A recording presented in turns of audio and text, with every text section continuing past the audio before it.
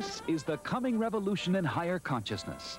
Listen now to Elizabeth Clare Prophet, educator, author, and authority on the most exciting story of our time, the coming revolution in higher consciousness.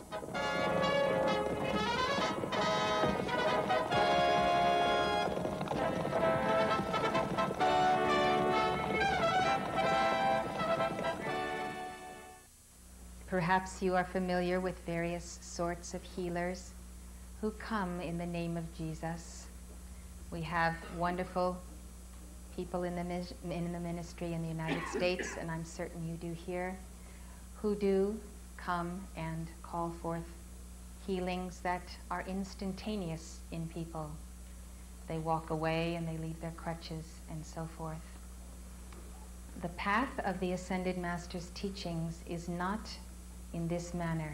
So I would like to explain to you their teaching on healing. First of all, the office that I hold is one which involves the bearing of the karma of the evolutions of Earth, as opposed to taking on the individual karma of any individual people. When Jesus healed, he often took on the karma or the cause of the disease itself and carried it for that person. Under the Ascended Masters with whom I serve, Jesus and Saint Germain and El Morya, I am not permitted to take on your karma and to give you then the light for the establishment of your physical wholeness.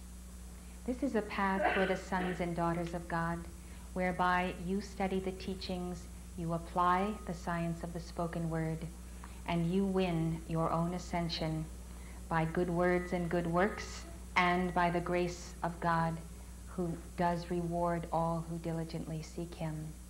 This is the path of individual Christhood as Jesus walked it. So you are no longer merely followers of Christ, but you are engaged in the mighty work of the ages of becoming the fullness of your Christ self. Now, the role that I can play is as an intermediary for the increase and intensification of the coalescing of the light which you invoke in the cells of your being for specific areas of healing. And of course, you are chelas of the Ascended Masters, and you may associate yourself with any one master of your desiring. If Jesus is your master, that is fine. If you desire to pursue Jesus and his path by studying with Saint Germain or El Morya, they have very fine schools, and they take you while your bodies sleep at night to their etheric retreats. The etheric octave is just as real as the physical, and in fact more so. It is the permanent place of the soul's habitation between lifetimes, unless of course that soul is working out a heavy karma and must abide in lower octaves than the etheric. So when we go to sleep at night, we ask to be taken to the Royal Teton Retreat, where classes are conducted, and that is at the Grand Teton at Jackson Hole, Wyoming in the United States. Or we ask to be taken to El Morya's retreat, which is at Darjeeling, India, the retreat of Serapis Bey on the etheric octave at Luxor, Egypt. There are very important focuses of light on the etheric plane, and schools, and even etheric cities. There are 7 major etheric cities that are in that etheric octave, where golden ages are in progress, and where we go to study, and where we may live between incarnations. And so when we say, "Thy kingdom come on earth as it is in heaven," it truly does exist, and the city Foursquare that was seen by John the Beloved was actually the city of the resurrection that is in the etheric plane over the Holy Land. And so here then, our entire purpose in life is to draw down heaven, or the realm of the etheric plane, into the physical. And when these become congruent, we see heaven on earth. And when there is that perfect acceleration of the light within us, our destiny fulfilled, our karma balanced, we return to the higher octaves of light, whence we descended. And we descended because we asked God for free will.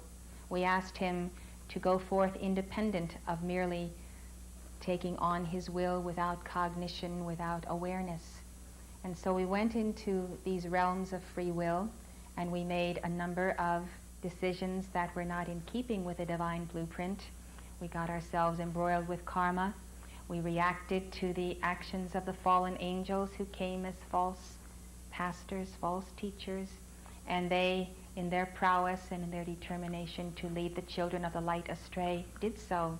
They taught mankind sorcery, all manner of misuse of the sacred fire. They taught them war and the implements of war, and they, in their great rivalries, these are the fallen angels now, amassed mankind on opposing sides to defend them in their quests for ongoing power and who would dominate the evolutions of Earth. So mankind had even been subject to the experimentations of the fallen ones in genetic engineering on Atlantis and in the last days of Lemuria, and therefore we find on Earth the remnants of these experiments, and we find that there has been a concerted effort by the fallen angels to limit the capacity of ourselves to perceive spiritual knowledge by limiting the capacity of the brain itself. I bring all these things to your attention merely by way of acquainting you with the fact that Earth has a very, very long history. 500,000 years is recent history. It goes back millions of years, and some of us have been here a very long time figuring our way out of the dilemma that we got into because we left that etheric octave on a quest for a newfound freedom, and then got embroiled in minds much more clever than our own.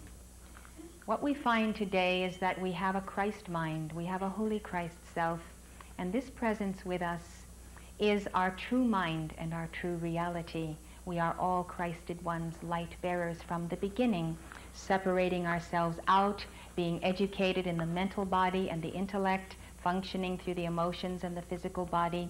We lose contact with that higher consciousness, and therefore we do not perceive the higher worlds. Our chakras become clogged because of the diets that we are programmed to believe in from the time we are born, and the pollutions and so forth. So now we seek healing, and that healing has a goal. It is not merely the alleviation of the suffering of the body, but it is the balance of the causes. And so we come to that age of accountability that I was speaking of last night, where the book of this knowledge of the history of ourselves becomes sweet in the mouth, but it is bitter in the belly when we take upon ourselves the understanding of having to go through the threads of previous incarnations to change consciousness, to bless life, to resolve problems in order to have that wholeness we are seeking. The final effect of that wholeness, the spiritual wholeness, is the raising of the physical body as well. So you must remember that none of us is God in the sense of being the Almighty, the least of whom myself, and therefore I am not one who can set aside your karma or command the light to descend and interfere with the outpicturing of karmic law. Why is there karma? Karma comes as a lesson. We never know why something is wrong unless we see the effects of it in our lives. We do not know that anger is wrong except through its repetition. We realize that we're destroying ourselves or our loved ones, or we may have a stroke or a heart attack for this continuation of this manifestation. And so then we have to make a choice. Do we want our anger more than we want love and God and the ability to bless life? So most of the time we don't give up our preferences and our independence unless something greater depends upon it. And that many times is our survival or the survival of someone we love dearly. When it comes to the world, if we want the world to be healed and we want to stop nuclear war, we have to set aside some of our indulgences and give our time to calling forth the violet flame, because the only way this world is going to survive is through that flame of freedom and the transmutation of these conditions that we're facing. So if you want healing, you have to change your diet. You have to understand that Jesus prescribed prayer and fasting. There are very scientific ways to pursue fasting for various conditions, and you are exposed to the things we have brought together in the arts of healing. I know that even in my personal life, unless there's a very strong reason to do so, I may not be fasting, or I may not exactly be watching my diet. But when the call comes to manifest an extraordinary service or to lighten my life, then there is a reason, and the reason for me is to be able to help other people. Only the love of God in a very intense and personal way as love for one another makes us give up a certain way of living that is kind of dense and laid back, and it doesn't require us to focus and really go after the spiritual light and get into the deeper things of God. I have never seen any power able to move anyone except that love. When you come up against an ingrained smoking habit or a habit of drugs or alcohol, something which is pleasurable, which you can't really see any harm in if you do it in a certain measured way that is not too heavy. It takes something very severe or something that is a very great calling to make you set it aside just for the love of God or the love of one's friend, the love of one's beloved or one's child. So I would like you to see that our karmic lessons are here to teach us that when we sow in discord and in harmony, we reap the fruits. And when that in harmony goes out into the world, many more people than ourselves are affected by it. So basically this becomes the problem of world disease and the last plagues today. Now God does not want us to live in this condition. He did not create human suffering or wars or these burdens. We did it, and we have to understand the law of octaves. God has explained to us that because we asked for and demanded free will, He gave us a habitation, time and space, this planet and other planets we have lived on, even the physical universe, to carry out our experiments in free will. We demanded, God responded, and so laws were set up. And He said to us that heaven is my throne and earth is my footstool. We live in the footstool kingdom. Here, man is supreme.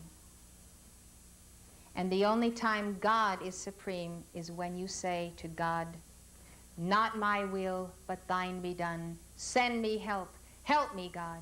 Send your angels. I cannot deal with this problem.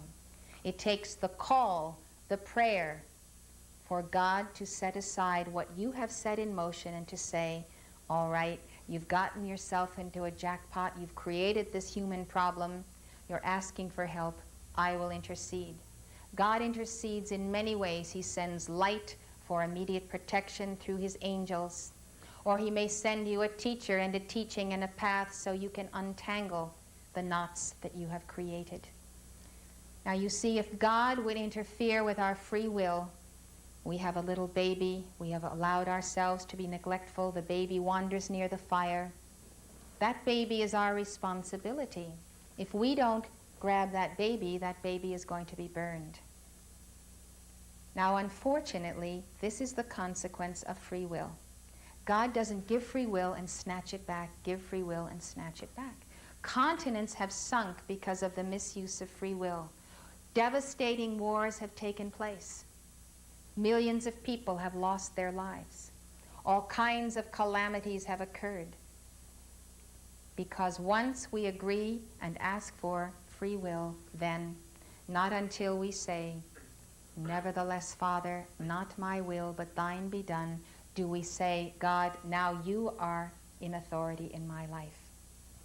Well, you know, there are many people who say, well, I give Jesus my life, do anything you want to do with my life, Jesus. But the first time they want to do something, they take it back and say, well, I'm going to go out and do this thing now because this is what I want to do.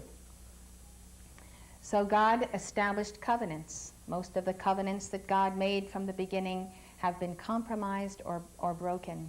Covenant with Eden, then after Eden, the covenant of Noah, then the covenant of Abraham, and they go all the way down to the present. And a covenant is, God says, I will do this for you if you will be obedient to me and love me and keep my commandments. That's a covenant. It's an agreement.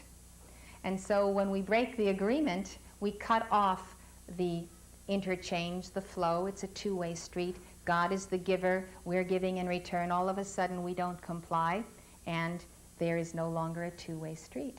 And so Jesus said it again. He said, those who love God and love me and keep my commandments, the Father and the Son will come and dwell with them. There are laws governing your body. If you violate them, your body suffers and you know it. There are laws governing the mind, the soul, the spirit, all planes of your being. And so you have to put yourself in the driver's seat. It's the age of accountability. You look at yourself in the mirror and you say, I see what I'm seeing, I don't like it, and I want to change. I don't like my disposition. I don't like the way I look unhealthy. I don't like the way I speak to my wife or my husband or my children. I don't like the fact that I'm not doing well enough in my job, and so forth and so on. We look at ourselves and we say, I created myself. I can uncreate what I don't like. I can change. So this is all what we're talking about in healing. If you're here for me to make a healing call for you, it's because you want something changed. You have created it, and you desire the intercession, my intercession, and the presence of God with you to change that back to where it should be. But what is your reason? Your reason must be to glorify God in your temple and to serve Him in one another. Your reason for seeking the altar of God must not be selfish so you can enjoy another 10 years of pleasure and self-indulgence in that body. The reason must be the greater desire for union with God for a purpose, and that is to heal the world and to be an instrument of that healing to all people. So to make a long story short, this path of the Ascended Masters is the path where you see the totality of the goal of your life, where you truly do not desire to have in your being those things that are unholy, where you recognize the fact that you were not meant to dwell in the physical octave forever, that this is not a permanent state of being, that you are destined to be the manifestation of God, to be with your twin flame, that there are galaxies and octaves and spiritual universes of creativity where we belong, and that we are living in a world where many people suffer because evil still has been a choice that some have taken, namely the fallen angels. If there is free will, you have to reckon with the fact that some people are going to use that free will to take God's light and use it against other people. We live in this equation. Those who deny it are ostriches with their head in the sand, because you cannot look at what is taking place on earth and what has been taking place for centuries without realizing that there are some people walking around who do not desire to glorify God in their bodies and in their members. So the consequence of this is that millions of people are enslaved, ignorant to the fact that they are being used and manipulated.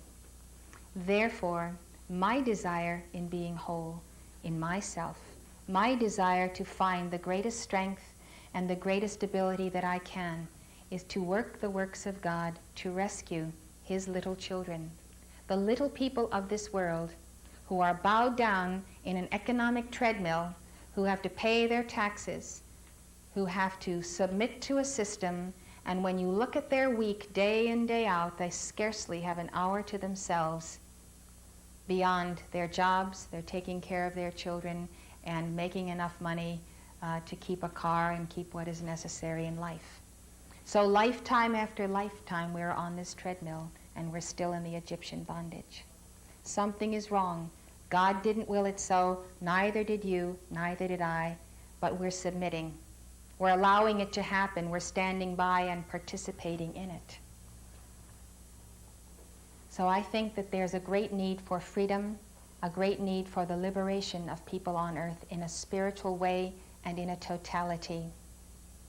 You know, Jesus rebuked those who came to him merely for the bread and the fishes.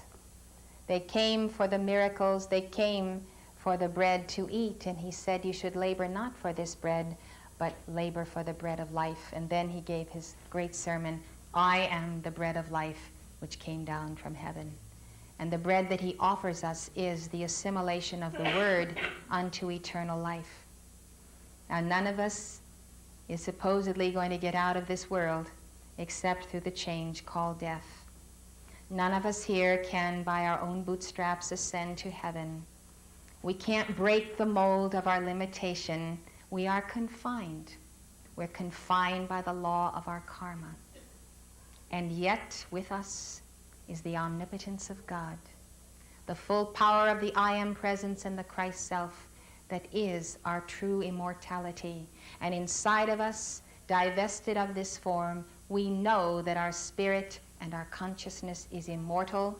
It has dwelt forever with God from the beginning and shall forevermore dwell.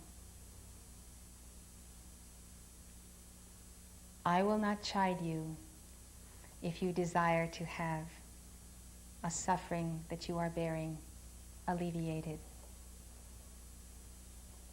As my daughter was saying recently, in the very difficult question we were speaking of, it was a question of abortion and which side of the fence should we be on and what should we take when it comes to 12 and 14-year-old girls who come home pregnant. And it is quite a difficult and challenging question when we understand the sacredness of life. And so in the face of all of these questions and all of these dilemmas that people face in their lives and the burdens that come upon them, she said to me, not being able to figure it out, she said, well, what's God for? Isn't he supposed to help us? And I thought it was quite sweet because in her desperation, she knew the only solution to this most difficult social problem would come from God himself. And so you have a right to say, what's God for? Isn't he supposed to help me? And he is supposed to help me. He is supposed to help you, and he will. I simply would like to turn your hearts to the highest goal and the great awareness of the historical stream and the realization that you have been through much on this planet for many lifetimes.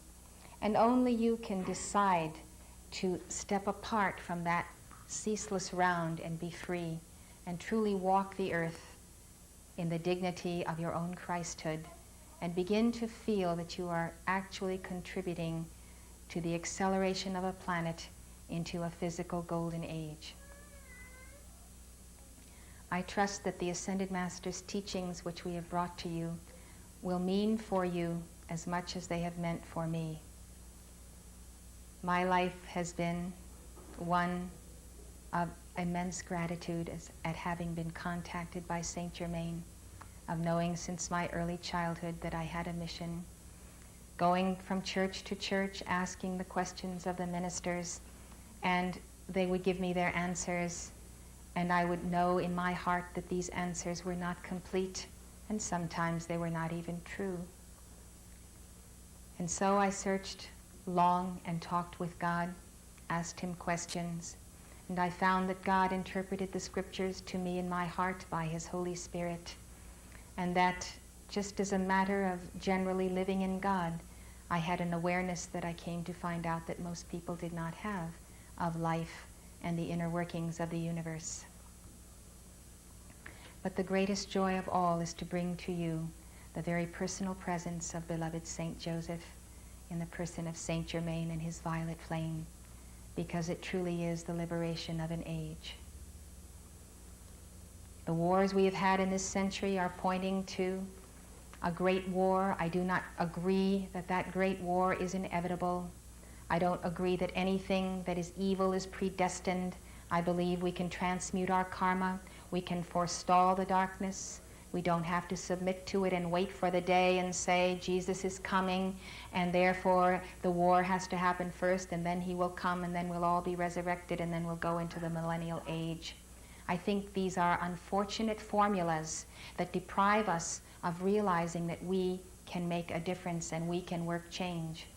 And the violet flame and the Holy Spirit upon earth gives us the freedom not to have to submit to these dire circumstances of prediction. If there is free will, then how can there be absolute predestination?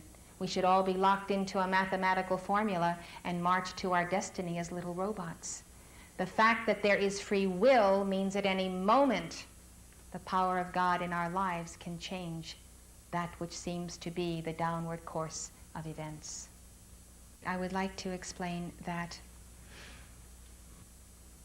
The purpose of your coming forward is so that I can place my hands upon you. I would like to place my right hand over the forehead in this manner, over the third eye, the left hand at the base of the brain. And with these two contact points, the right hand is the focus of alpha, the left of omega. And so it's a complete circuit of the light from my I Am Presence and yours, and the healing masters who are with us, Archangel Raphael and beloved Jesus and Mother Mary and Saint Germain and so forth. Now, when you come forward, you can state to me your problem. When I look at you, I am looking through the consciousness of the Master who sees the problem. The reason for your stating it is that when you state what you desire to be delivered of, you are really stating in the profound sense of the word that you desire to surrender the cause of that condition and cease engaging your energies in what has caused it. You desire to have the record of the origin of that karma from 10 embodiments ago be cast into the violet flame. You truly want to be free of this burden to serve the Lord all the days of your life. So, unless you speak what it is you desire, you are not using the spoken word to confirm before the altar of God that you are surrendering, you are making a commitment to enter anew into the covenants of your God and to do His will. So what I'm saying is, unless you speak what the problem is, it will not be taken from you, because the taking from you of that problem is a violation of your free will, unless by the spoken word you pronounce you are done with it and you place it upon the altar of God and you desire to be healed.